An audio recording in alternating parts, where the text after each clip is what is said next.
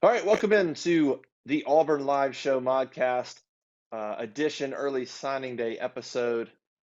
Glad everybody could join us. Jeffrey Lee, Cole Pinkston, the recruiting czars, and myself, Justin Hokanson, wrapping this early signing day up. We're going to talk about everything from the recruiting day, everything from the signing day, as Auburn finished strong, and all that good stuff. All right, let's get right into it. Quick before we get into recruiting, Austin Davis looks like he's going to be the new Auburn offensive coordinator. Finally. Yeah, everything was trending that way. It looks like he's got an offer. They're signing the dotting the I's and crossing the T's as what it appears. Looks like we'll see if he calls plays or not. We're hearing that Brian Harsin could call plays and Austin Davis could coordinate the offense and coach quarterbacks. But any quick thoughts to him? Young kid, Southern Miss, played at Southern Miss, comes from the NFL. Any thoughts? Yeah, man, he's an up and comer. I mean, you should probably trust anybody that Pete Carroll thinks pretty highly of, and that's worked in the NFL and was a good player in his own right as well. So yeah, I think it's a pretty smart hire. I don't know much about him. I never heard of him until you brought him up to me, Justin. But I know the kid, the recruits' reactions and thoughts on Nick Eason and how big having that NFL pedigree coaching experience is. So I'm going with it's going to, at least if nothing else, be received. God dang my phone, man. Received by recruits as very good. And again, like Cole said, Pete Carroll, that's not a bad mentor.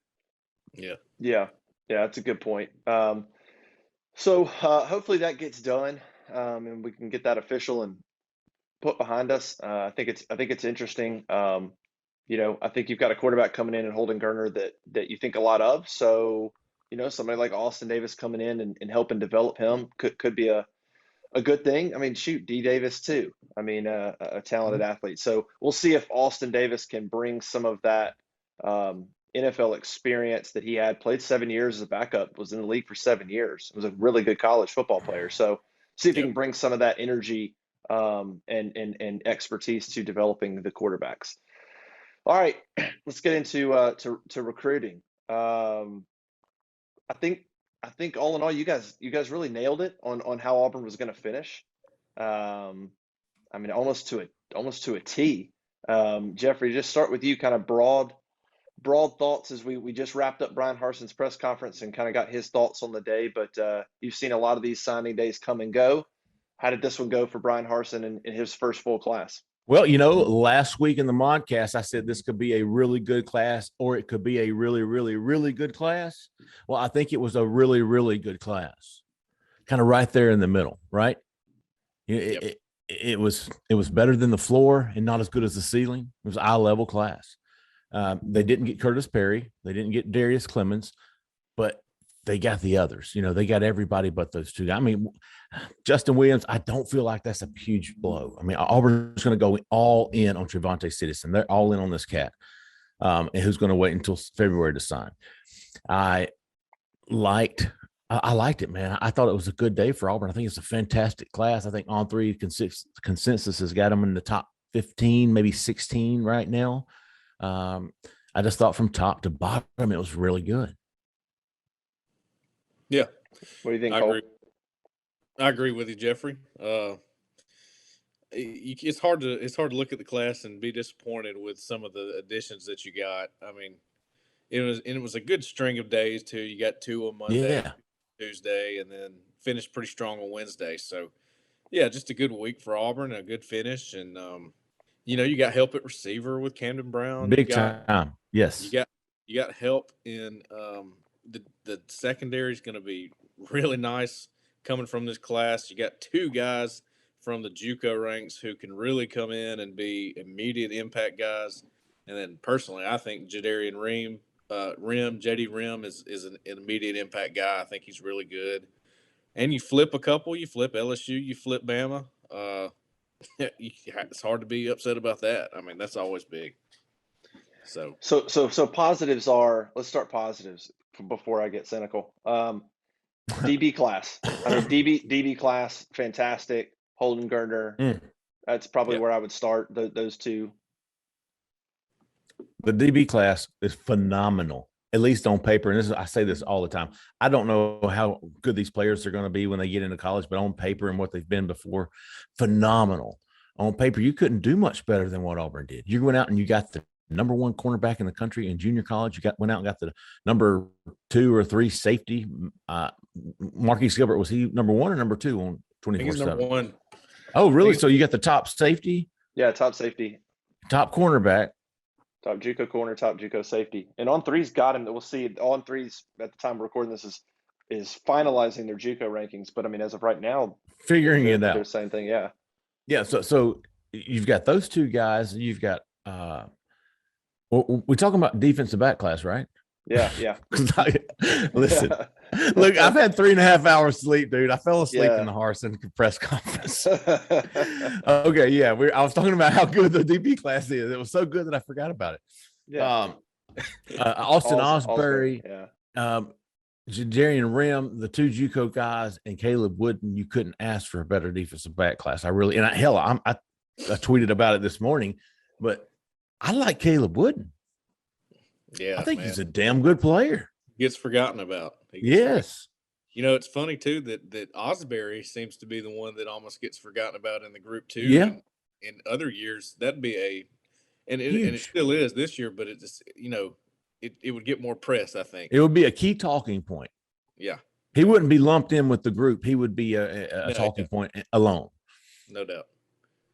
Yeah. So I'm impressed with the secondary as well. And I think you got a really, really good player in Robert Woodyard to go along with them as a linebacker. You know, besides the fact that you flip him from Bama, he's just an incredible talent. Really green, really raw, you know, but a guy that can come in and just be a playmaker, and that's you never upset about that. I mean, he's going to be a good player. I think he's an old school type guy. Yeah, and he's really got all kinds of skills as a linebacker. I think he can do pretty much everything too. So, yeah, just a great pickup there. I will say this, Justin, before we move on. A couple of sleepers. We're talking about Caleb Wooden. Dude, I like Anichi. I like Anichi Sledge, man. Yep. I like him. I like him just because of what I like him as a player, but I like him even more because of what he can allow Auburn's defensive line to be. You don't have to take somebody like J.J. Pegues and put him at the nose now, even though he's done well at the nose. But he's got a lot of talent. You can move him out to the 3, maybe even the 5 at times, because you got somebody that you can roll in there at the nose who is a true nose. And that's what Auburn thinks too. They thought he was a true nose. They scoured, they went through everybody and they said, okay, here's a few guys that we like at nose. Sledge is number 1. He's the nose. He's the nose we like. Went out and got him quickly too. Yeah. I mean, jumped into his recruitment, like a month ago? Yeah. Wasn't it late in the season, late in his senior season? They just kind of said, hey, what's up? He was still committed to Baylor when they started communication, and he didn't stick with that pledge very long, and then it was pretty much all Auburn after that. So if you think back, like Cole said, this week Auburn went 2 for 2 on Monday. Auburn went 2 for 2 on Tuesday. I think there were 6 today, and Auburn went 3 for 6. They missed on Justin Williams, Curtis Perry. But hey, Camden Brown, Cole and I talked about this on the recruiting show the other day, Justin. But man, look, and I know it's easy to say now that he signed with Auburn and Darius Clemens signed with Michigan. But before any of this happened, dude, man, we both like Camden Brown. I mean, I think we even said it. Like, if I'm starting a team and I've got a choice of a wide receiver in my first pick, I'm taking Camden Brown. Yeah, I like it. And listen, this is not just me too. I'm talking about some guys that know a lot more about football than I do, and they were in agreement. They like Camden Brown. Yeah, he's got a lot of upside, man. And the thing about the receivers, the 3 receivers you brought in with Jay Fair, Amari Kelly, and Camden Brown, is they're also different. Jay Fair is kind of your slot guy. He can take you deep, but he's a good route runner. And then you got Amari Kelly, who's kind of your in-between guy, can do a little bit of both, put him on the outside, put him on the inside. He's got better speed than advertised. That I still don't understand why he doesn't get talked about in that way more. And then Camden Brown is your tall, big target, deep threat. That was a great – Auburn needed help at receiver, and I think those 3 guys are if they're not immediate impact, they're going to help. They're going to help a lot with the depth. I'm going to be curious, and I'm going to watch over the next 4 years, and I'm going to see which one of the three wide receivers are more successful in college: Camden Brown, Darius Clemens, and Antonio Williams. And I want to see. Yeah. I'm curious to see. We know who was ranked higher. We know who was more highly sought after. But at the end of after 3 years, holla back in 3 years, and let's see which one of these three wide receivers, if any of them, stand out more above the rest. And, man, I'd probably go Antonio Williams, Camden Brown, and Darius Clemens. That would be my prediction. But let's holla back and check. Well, just on the Austin Davis thing, if he's the guy, maybe he brings in some more passing stuff from his time at Seattle. Who knows? They start getting a few of these big time receivers. You play to your personnel. Maybe they try to work the offense more around their playmakers at receiver. And if that's the case, then Camden Brown might have a really good shot to be a lot of different things for Auburn's offense, because he's got the capability, and I really think the same goes for all three. So that's just why I like because it kind of opens up different things for your offense, and that's why I like those three together. Hey, real quick, what's the deal with Caden Story? So Caden Story didn't sign today. Is he expected to sign? Can we talk about that? Sure. I wrote about it in the HQ today. I wrote that because I know people are gonna be like, "Whoa." Yeah. Well, I think there is a mutual understanding. This is what I'm getting from my guy. There's a mutual understanding between the two parties. They're both handling it, amicably. Yeah. And Caden doesn't want to make a big deal and act like he's shunning Auburn. Auburn doesn't want to do the same for him. I will give you so I was told that Auburn was probably moving on from that one. That if they let it play out, they might be full. And you're going, well, how so? But if you're following the corner, our message board on Auburn Live on 3, you saw right before we put up the show, right after lunch or earlier afternoon, Auburn has offered Oregon defensive line transfer Jason Jones, who originally from Calera. He's back home. A lot of confidence from Auburn's camp that they can snag this guy and get it done fairly quickly. So, and we know Jeffrey Imba's going to announce Sunday. We all feel really good that he signed with Auburn today. They're just not going to put it out there until he's ready. Yeah. And so you've got a damn good defensive line. Okay. That's good. Okay. So yeah, hope does that answer your question? Yeah. I kind of get the vibe that and that's it was the same thing with Kobe Albert. Right. Yeah. I don't want to get into. I don't. First of all, I don't know the reasons, and I don't care to. To me, that's not my job. I'm not looking for ways to make a 17-year-old kid look bad one way or the other. All I can tell you is Auburn's moving on, or at least what I've been told is that Auburn's moving on from Caden Story. It's I didn't want to make a decommitment story. I didn't want to make a moving on story. I just want to kind of let it ease it in there. Yeah. And it's kind of eased the news because Caden's a really good dude. And so is his father. His father's the coach there at Lynette. I know they had a story in AL.com on Monday that he was not going to be signing early, which kind of, raised some eyebrows. And so after doing a little digging, it sounds like both parties are handling this responsibly and just kind of amicably, checking out other places. Yeah. That makes total sense. I'm just looking. I mean, really, Auburn. I mean, you can make the argument that Auburn's top 5 players in this class, they landed in the last, 2 days. If you want to throw Gerner in there, 5 of the top 6. Yeah. But Woodyard, Rim, Scott, Alsbury, and Gilbert. I personally, I love Jadarian Rim. Yes. I just think that if I had to pick a guy that I love the most, it would be probably him over Alsbury. And I like Gerner. I like Gerner as well, but there's something about, I'll tell you not something. There's a lot of things I like maybe it's my bias because of what I just saw from Jacoby McLean, but give me a kid from Valdosta, Georgia. I'm just telling you, Yeah. like, they play good football. And Valdosta State's in the freaking championship again over there. Like, there's good football played there, and that kid's quick. So I like the potential of Junior. I think that's like almost like it's gonna be a player. That's Junior Rosegreen's pick too. He loves that kid. Okay. He loves Yeah. that 6'2" guy, 6'3" cornerback. He loves his mentality. Loves. Yep. Had a conversation with Junior. I couldn't get him to stop talking because he was so fired up.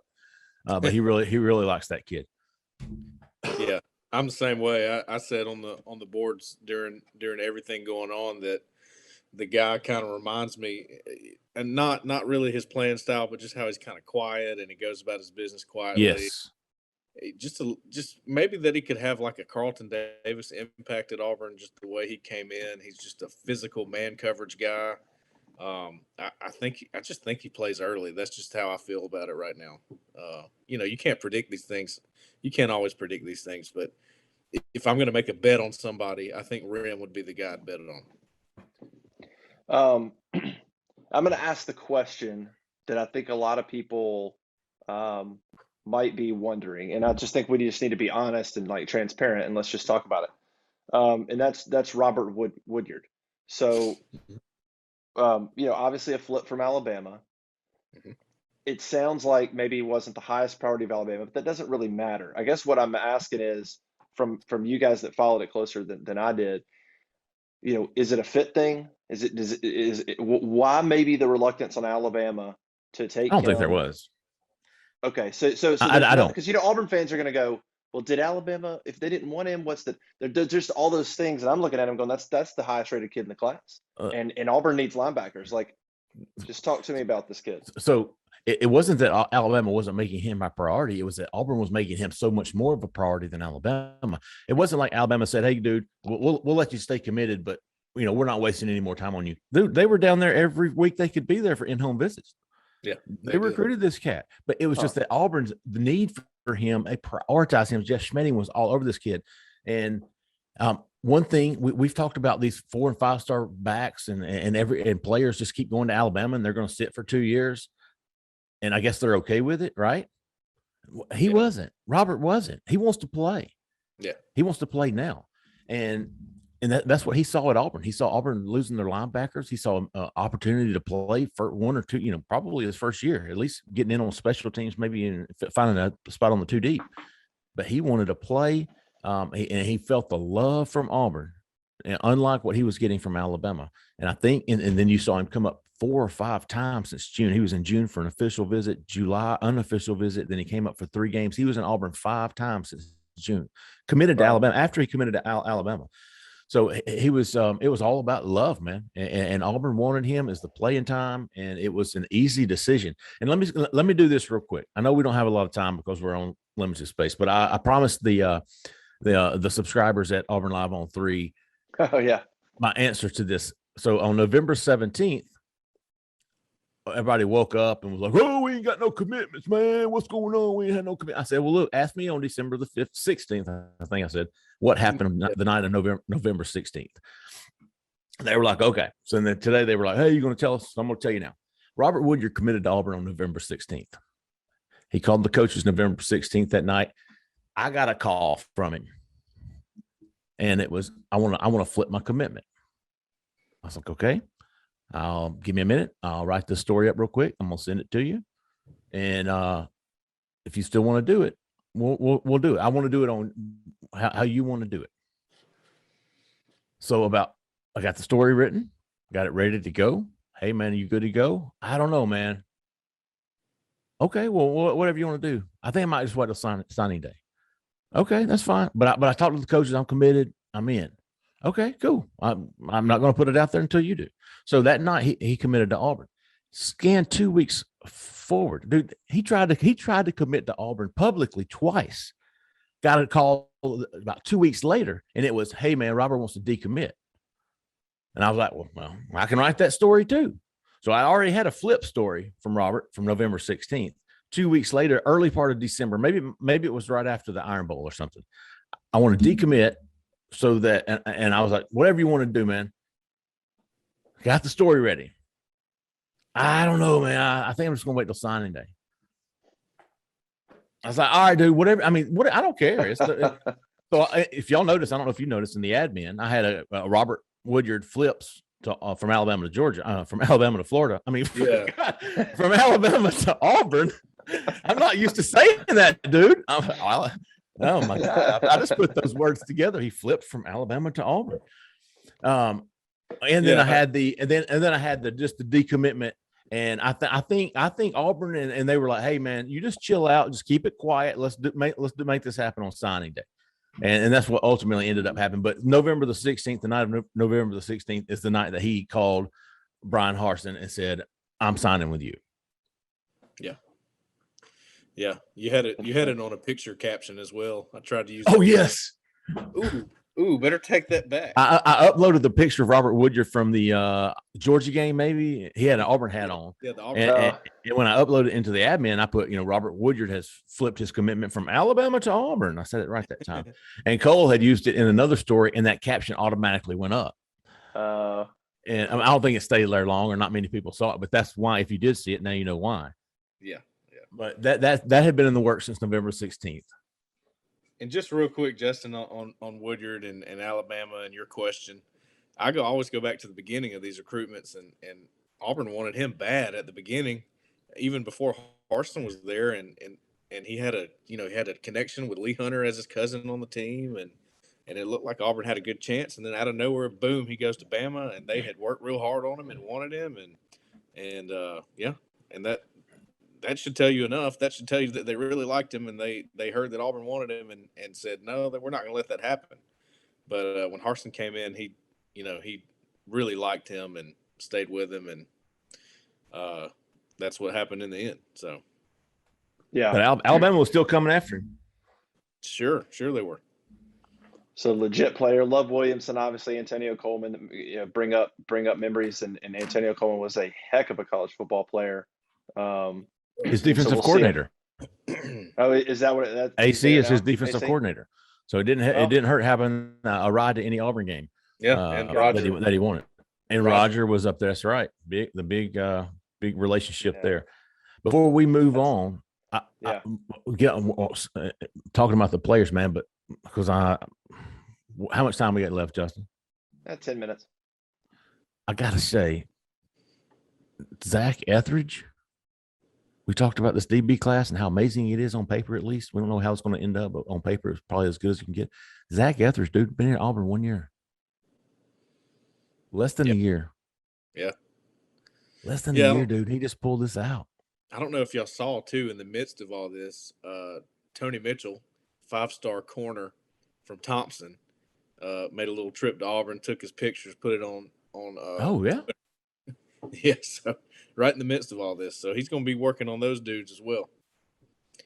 A lot of dudes in the 2023 class in the secondary, too. So if you'll remember, this foursome, Brian Harsin, Zack Etheridge, Derek Mason, and Trevon Reed. Yeah. Remember that? Yeah. I think it was the last couple of weeks. It was after Bobo got fired, because that's when Trevon went on the road. But those cats went in homes with Rim, in homes with Osbury, in homes with Keontae Scott, in homes with Marquise Gilbert, and basically sealed the deal, man. Those four guys, especially, I know what Harsin, he's not working the roads and the phones like these other guys, but Zack Etheridge and Trevon Reed, they were lethal. They were very, very good. Yeah, they were. Very good. So big, how about you to both of those guys, man? Yes. You got to think Trevon's on his way up, man. He's coordinator of player relations, but I gotta figure, you got to think that he's going to be more and more involved in this program moving forward. Yeah. He did a fantastic job. You're right. Both those guys did. I was looking at anybody else that you've talked about a lot of these guys on the past recruiting podcast. So it's really kind of the newer guys that I think are more. Love Anichi Sledge. Love Camden Brown. I think both of those. I love those, man. I love them. Yeah. So go ahead, Cole. I just can't emphasize enough how good I think the two JUCO DBs are, Marquise Gilbert and Keontae Scott. Just immediate impact guys. But yeah, go ahead. All right, let's do this last. We got about last 8 minutes. My one concern, and then a little Get bit your of a cynical, get the cynical out, Justin. My one concern is offensive line. Yes. That's still a but. And so, and look, we Yes. talked about it with Gus Malzahn. We talked about good Yes. classes, but that's what this class is. This class is a lot of good things, good finish, a lot of good signs. But you signed Eston Harris. That's it. Maybe you'll get a portal. Well, not maybe. They'll get somebody in the portal, maybe two, maybe three.